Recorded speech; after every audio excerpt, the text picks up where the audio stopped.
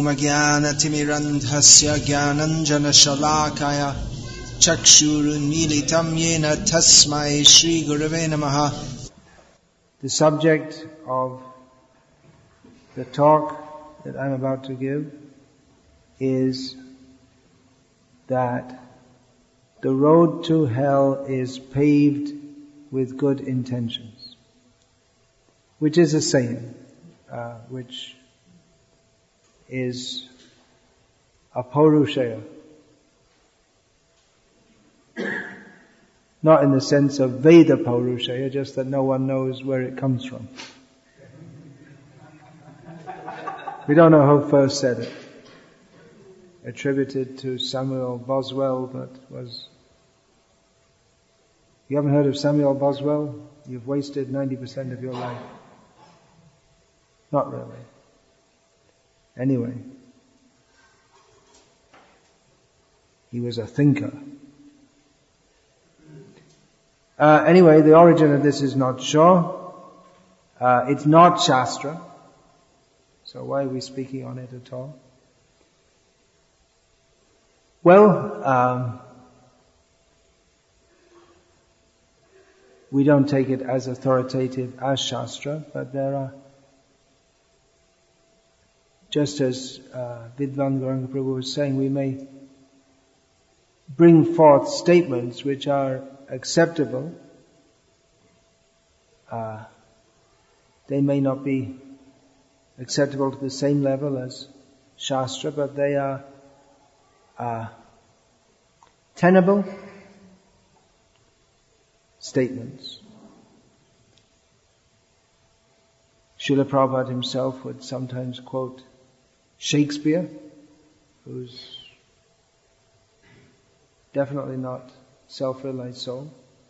But he had some realizations. Many people have many realizations. Though their understanding may not be complete. Srila Prabhupada himself quoted in a purport to in the Bhagavad Gita as it is, that there can be accidents even on the royal roads. He was referring to the fall down of transcendentalists. So anyway, why did I choose this? The road to hell is paved with good intentions. It's a shocking statement, or it would be shocking if it wasn't well known. It's a shocking statement in as much as you think, well, if you're good, then you should get a good result. Good. Why? It's something like the why do bad things happen to good people? If you have good intentions, if you want to be good, then how can you, by being good, go to hell? Or the road to hell, that may be figurative here.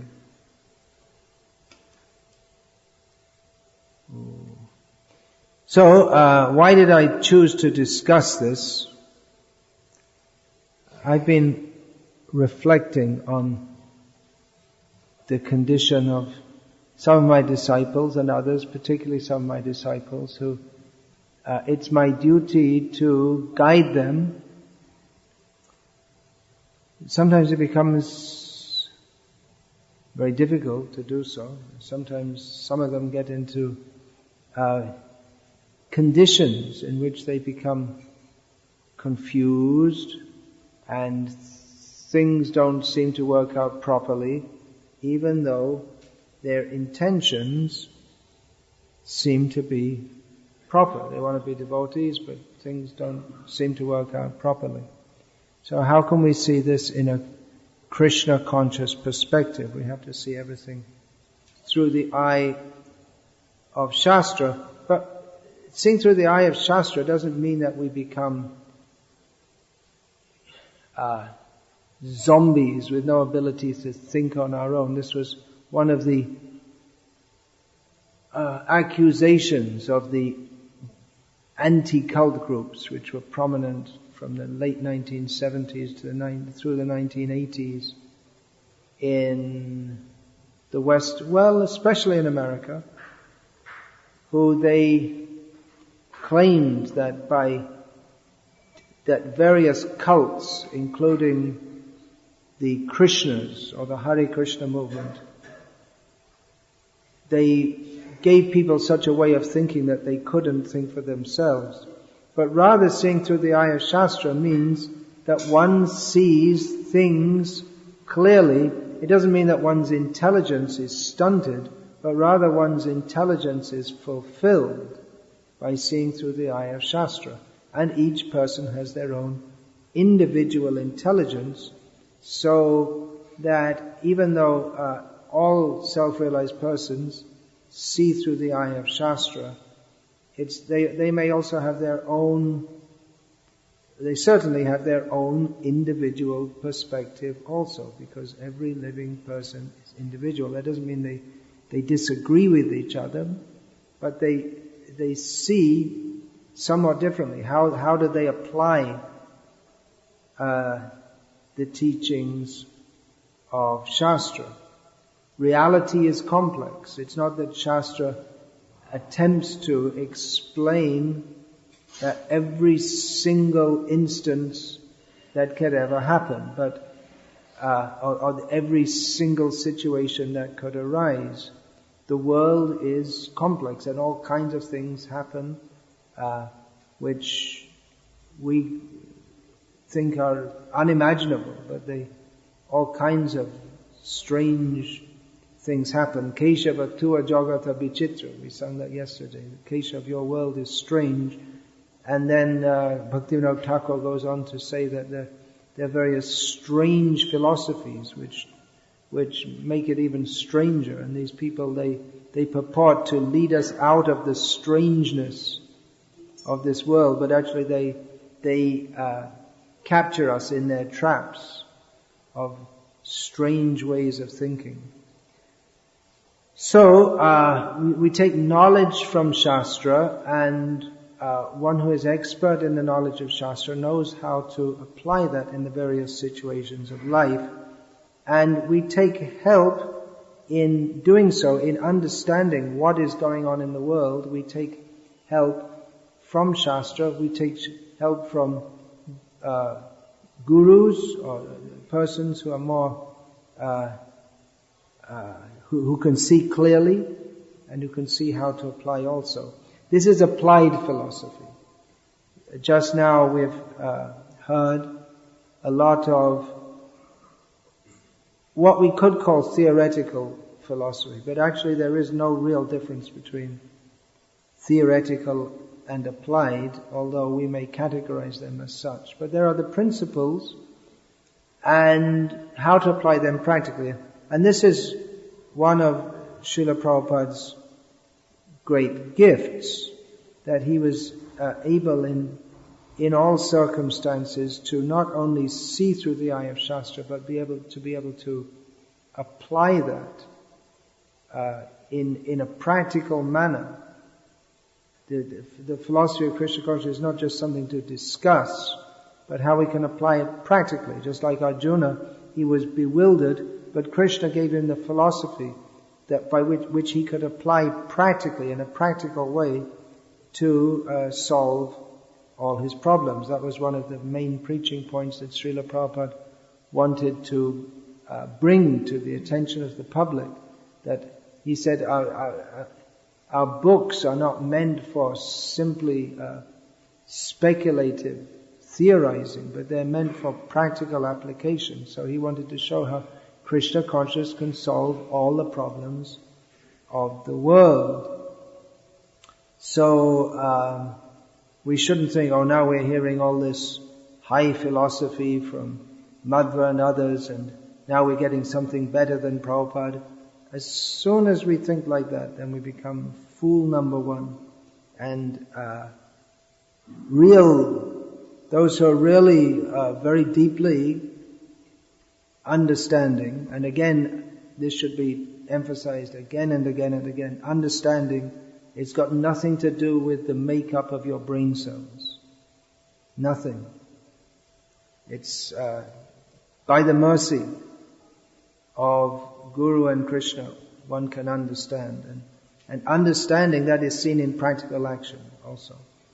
That's why I say, I'm not even sure for everyone it's good for them even to be here. For many, it might be better that just go wash the pots. That's all. Better for you. Because if you think, oh, now I've got so much, and I went so high, and I'm better than others, and or you think that now I'm so high and I don't need to wash the pots, then you didn't understand anything. You're going backwards. By learning more, you're understanding less. So,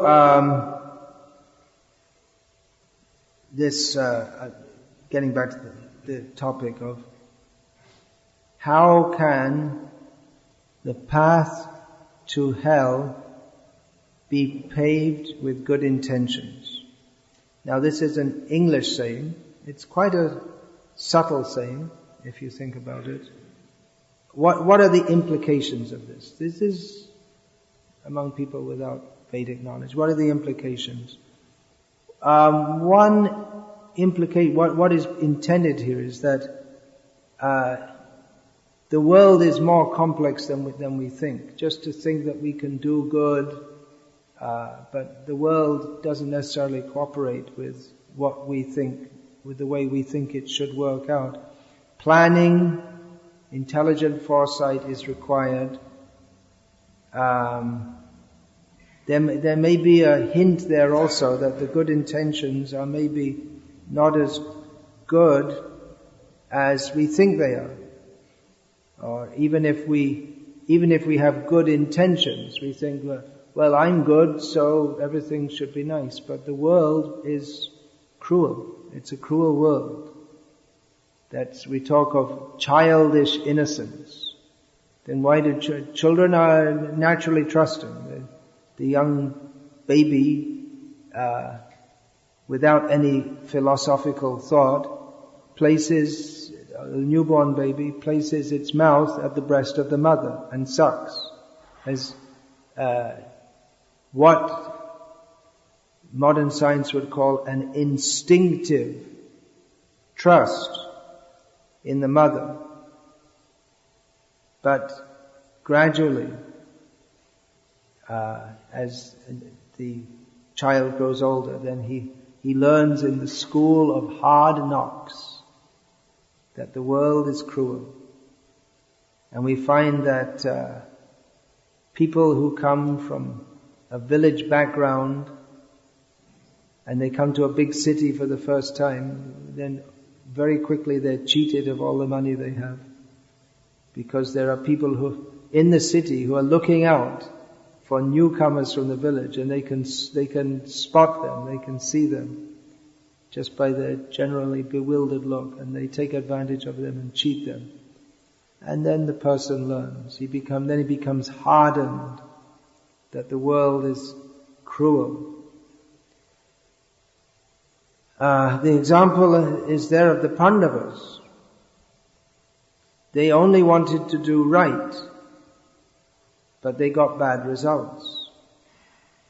Now you may say that, well, Yudhishthira made a serious mistake in going for the gambling match. We should have desisted. But Yudhishthira was convinced that he, as a Kshatriya, he could not refuse a challenge at dice. He presumed that he was following dharma. But it seemed that by doing the right thing, they got bad results. So, the question can be phrased in this way also. Why do bad things happen to good people? Well, that can be, according to, we have it coming to us. We performed some sinful activity for which we are now suffering. I saw, this is an aside here. I saw some report of soldiers in Afghanistan from Britain and America, and they go back to Britain and America and they're traumatized for the rest of their life. They just can't, traumatized means they just can't adjust to the world. they're all the time they have nightmares of seeing people blown up in front of their face, or their friend, their soldier they're fighting with. Then one time they were just out on a patrol and sniper got him and he was just dead like that. So, or they may lose their hands, and so they don't have their hands, and they feel they're like in a state of shock which they never really come out of, and they may feel bitter. And I thought about this, and I thought, well, I've known so many Indians who have been in the army, and so many Bangladeshis. Practically at that time when I was in Bangladesh, everyone had some relative, at least some relative, who had been killed during the Gondagal Shamay, which means the people didn't like to talk about it much. It was just a few years before that time, during the time when the Punjabis, mostly the Pakistani Punjabi soldiers, twice as big as the Bengalis, would come village to village and just kill everyone in the village and burn the villages, and they were on a genocidal trip. But we didn't find traumatized people. People, they adjusted and they got on with life. So I asked Anupam Prabhu about this the other day, who was served most of his life in the Indian Army. He was there in Operation Blue Star. You've all heard of Operation Blue Star? Just see, it was such a big thing at the time. You've all heard of it, where Indira Gandhi ordered this, the Sikh, the Golden Temple, the Sikh, the separatists under Bindravan, what's his name? Bindravali. They were holed up in the Golden Temple, and Indira Gandhi said, just go in there and get them all. And they just went in over the course of a few days. It was about 10, 12 days, and they killed them all and flattened the Golden Temple. So he was in that operation also. So he's not traumatized. He must have killed and seen so many people killed, but not traumatized. So I asked him, why do you think that is? I already had my understanding. It's a different outlook on life. In the Western world, people are either atheistic, or they think that God made us to enjoy ourselves. For instance, all the animals are on the earth, for God put them there for us to eat them. That's their wonderful philosophy. So they can't understand when things go wrong. Whereas, Anupam Vallabh's reply was that people, they have a different mentality. They believe in God, but it's more than just believing in God. It's an understanding that this life is not all in all, and that we get the result of previous lives. And there's a background in the culture of Puranic knowledge that life is very complex, but ultimately one may have to go through so much suffering, like the Pandavas, Harishchandra, and so many others, Nala Damayanti. But there are so many examples. But ultimately, God is good, and it's not that.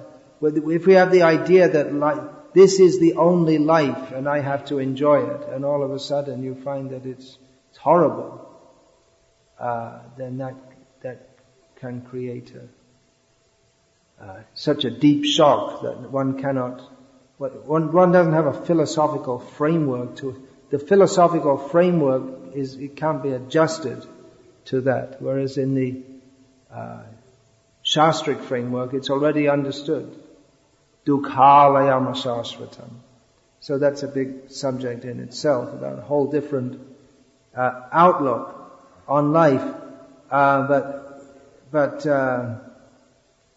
even if we're good in this life, we have good intentions, we still have to suffer the results of previous activities. There's also, even if we want to do good and we want to be Krishna conscious, there's also the effects of previous sanskaras or impressions in the mind. As Narottam Das says, Bidhi Boro Balava, fate is very powerful. Now we understand that if we surrender to Krishna, Krishna delivers us from all previous reactions. But there's also the question of the degree of our surrender. There's also the question or that Krishna, through his internal potency, is teaching us and testing us, so that what might appear to be like purva samskars, or previous impressions, or previous or reactions to previous sinful activities, they're not actually so, but they anyway manifest. But they don't manifest to punish the devotee, but to help to purify him if he takes it in the right spirit. We see the Pandavas, despite so many difficulties, they never lost faith in dharma. They never lost faith in Krishna. They didn't think that, well, the world isn't good. There's something wrong with the whole world. Maybe Satan's in charge, or there is no God. They didn't think like that. They had faith that despite everything, the ultimate is Satyam Shivam Sundaram. The ultimate is not. There might be, there are some who come to the conclusion that Asatyam Apratishtamte Jagadahuranishwaram. There's no one in control. It's just all chaos. There's no ultimate basis. This, what's his name? I just forgot his name. This Ram Jetmalani, is it? Yeah, he noted that. Well, he said that I used to believe in God, but then when I went to Gujarat after the earthquake in Kutch and saw all these innocent children killed and maimed in the earthquake, then I lost faith in God. In other words, thinking that, well, God, his job is to make everyone happy in this world, and the thinking of this very prominent lawyer. Is he still alive? He's not active, I think, now. Anyway, what does it matter whether he's alive? I don't know. Whatever. But very prominent and a very good brain and very expert in analyzing legal cases. But he couldn't understand. His concept of innocence was a legal concept, but he didn't understand the shastric basis, that nothing happens simply by chance. An example of a devotee who had good intentions. But he was heading for hell, was Arjuna. He was certain that we should stop the war. At least I'm not going to be part of it. This is wrong to do this. He had good intentions, but he was fortunate enough and intelligent enough to take guidance from Krishna. And Krishna revealed to him that your good intentions are not good enough. They're not up to the proper standard. They're not really good at all. Underlying your good intentions, there's ignorance and selfishness. So Krishna revealed that.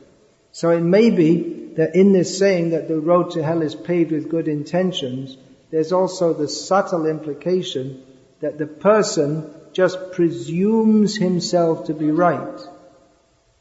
But what is the standard of right and wrong is not especially as we're talking about these new ages, that everyone has what is what is good for you, okay, that's your own truth. Everyone has their own truth. If you think it's true, it's true. So, but there is a fixed standard of reality.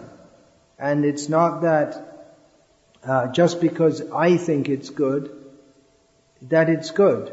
Just like the sincere atheist, so-called. He's a rascal. He's not sincere at all. But in his own mind and in the minds of his compatriots, he's a sincere, good worker for the cause of promoting atheism, the atheistic society.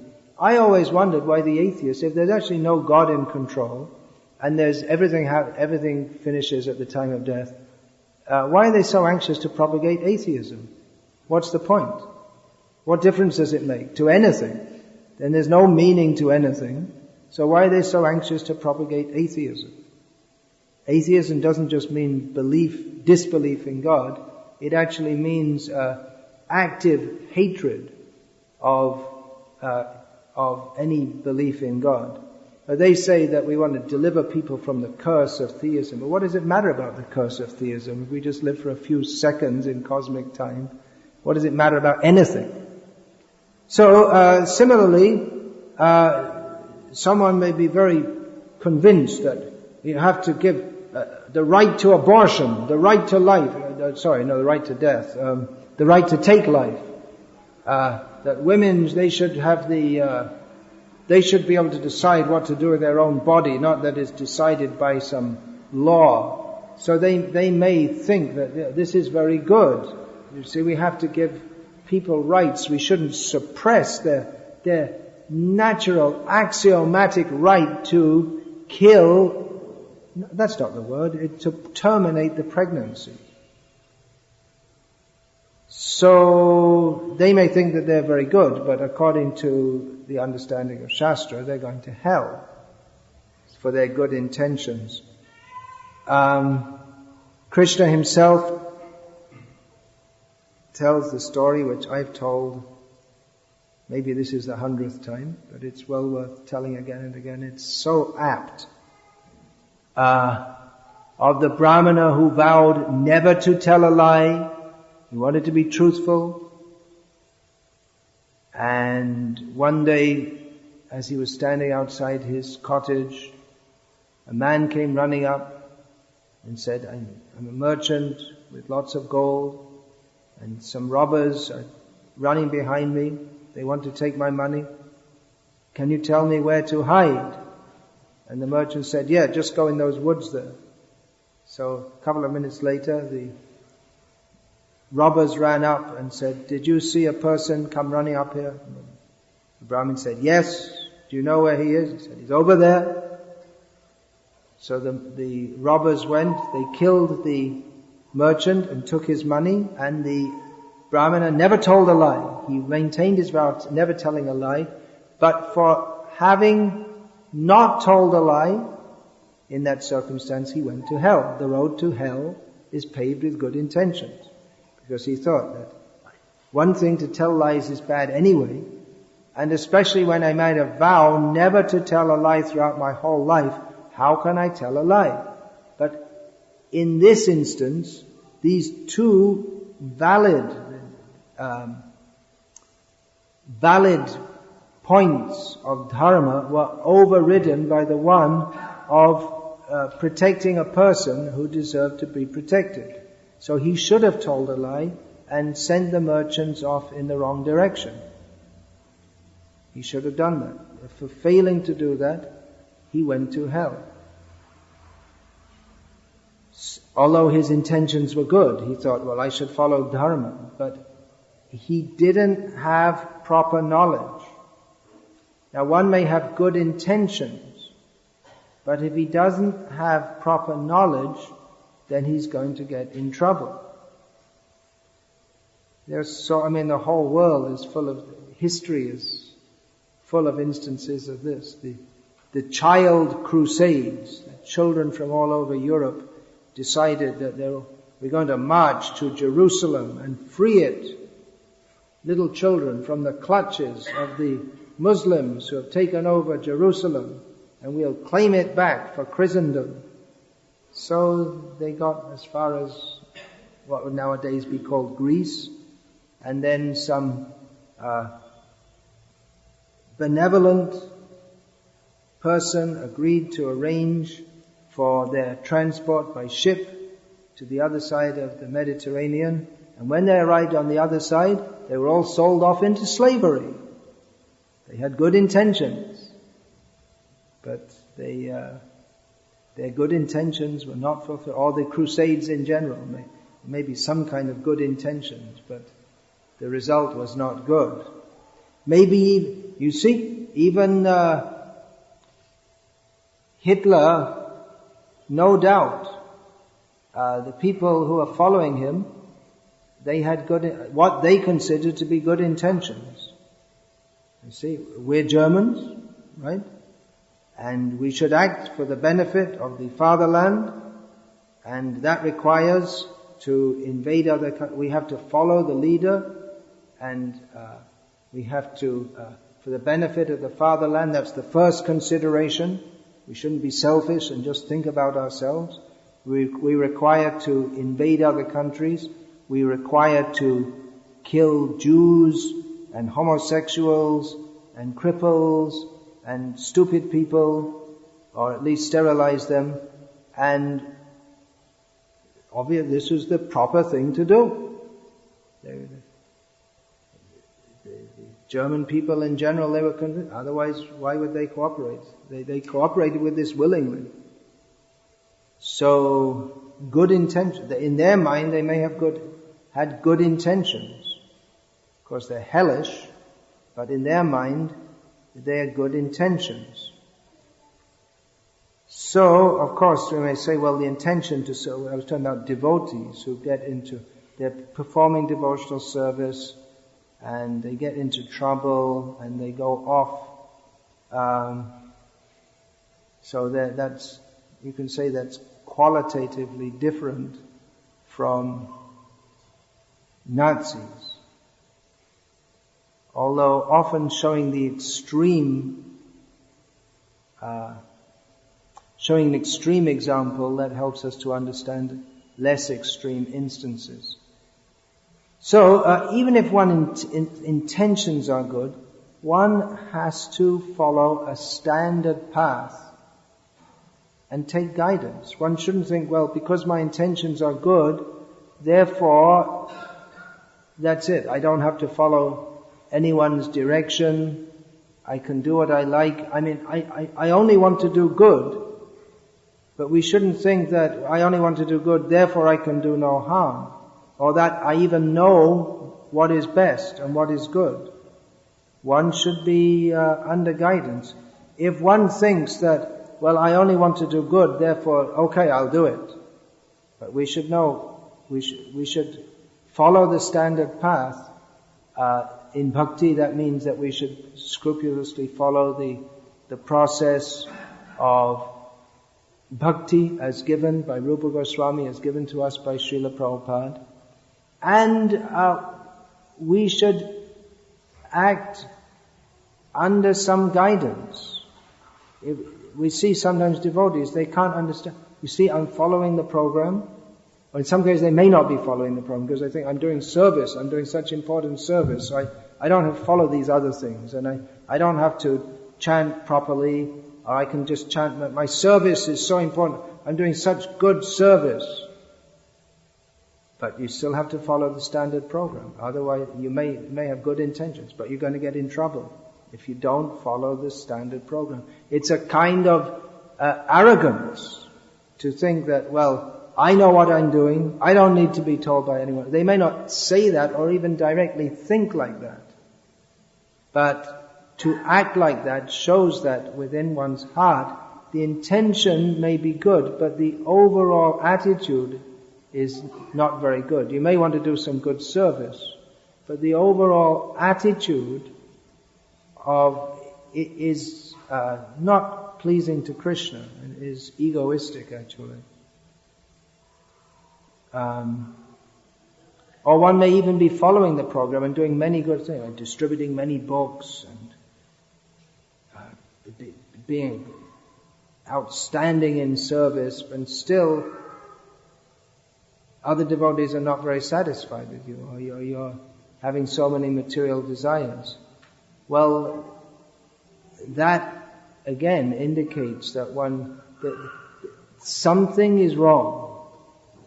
Now we may think, well, bhakti doesn't work. You see, I'm doing service, I'm chanting, and I'm not getting the devotees aren't happy, and I have so many material desires, I'm getting in trouble. Bhakti doesn't work. We shouldn't think like that. We should rather, instead of thinking that Krishna is wrong, Rupa Goswami is wrong, Prabhupada is wrong, and all the devotees are wrong, we might just consider that maybe I'm doing something wrong.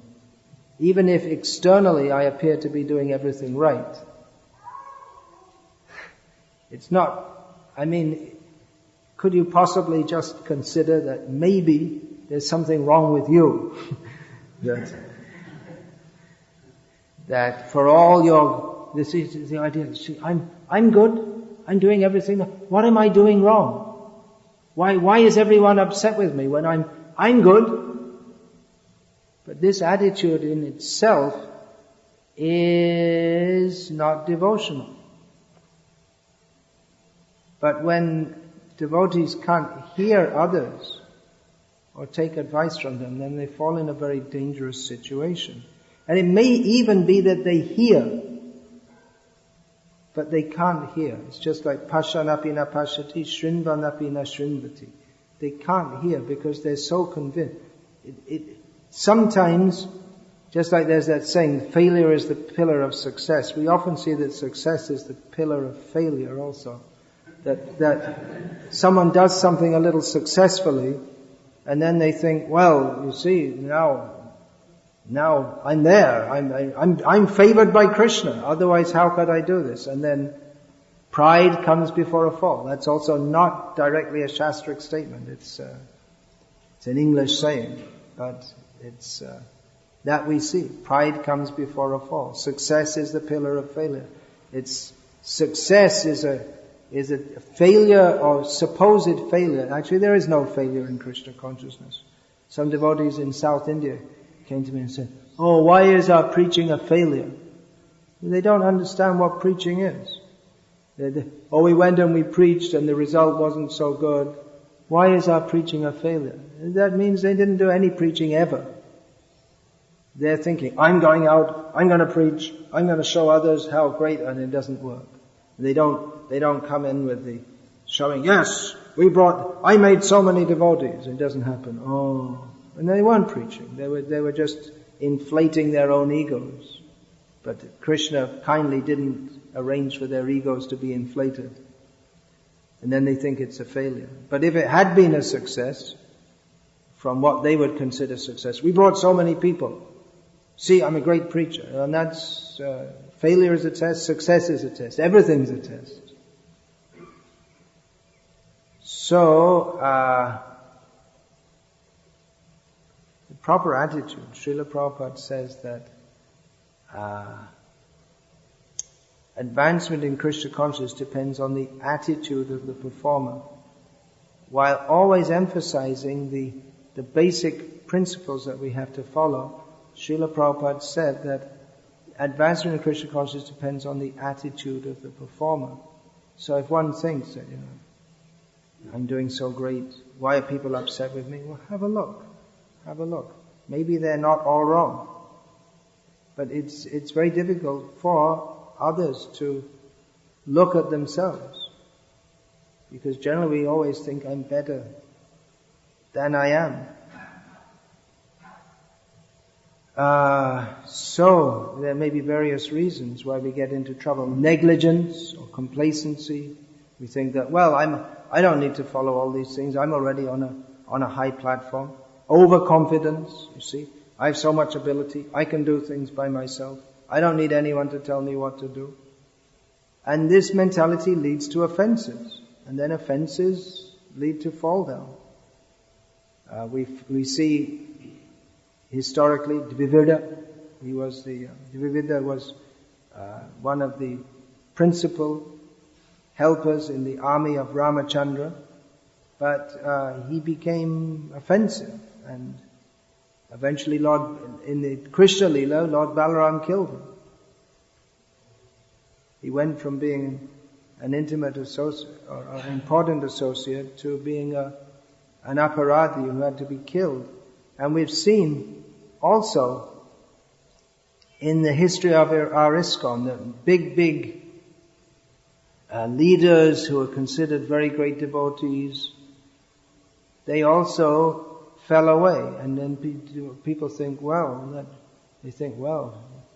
they lose their faith, and they think, well, maybe Krishna consciousness doesn't work. If big devotees like that can fall down, then what of me? But to me, that rather shows that it proves that Krishna consciousness does work.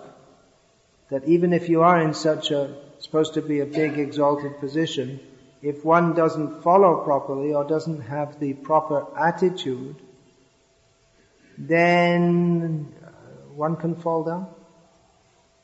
What to speak of us? I mean, so many of, we find in Shastra, so many big personalities. Just for the sake of our teaching us, even Vyasa appeared to be bewildered, even Brahma appeared to be bewildered, even Shiva appeared to be bewildered. We shouldn't think that they were bewildered, but just to show that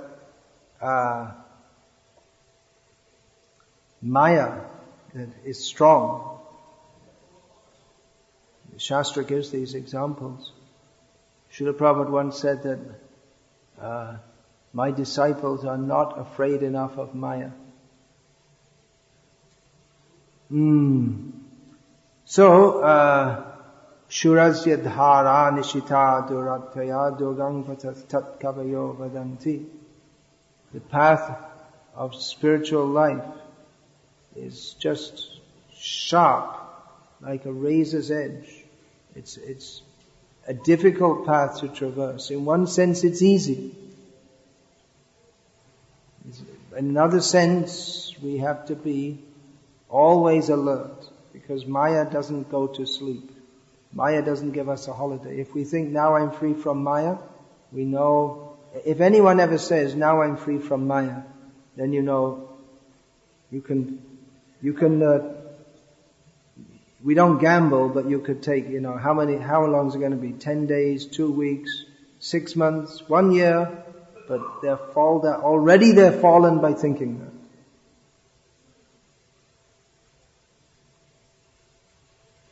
And it's just a matter of time before that manifests, practically. Now, of course, anyone who takes to Krishna consciousness, nahi kalyana kaschit durgating tata gacchati. Anyone who takes to Krishna consciousness, they can never be, they can never fully fall. Of course, that's true of every jiva. They can never fully fall. But we may have to suffer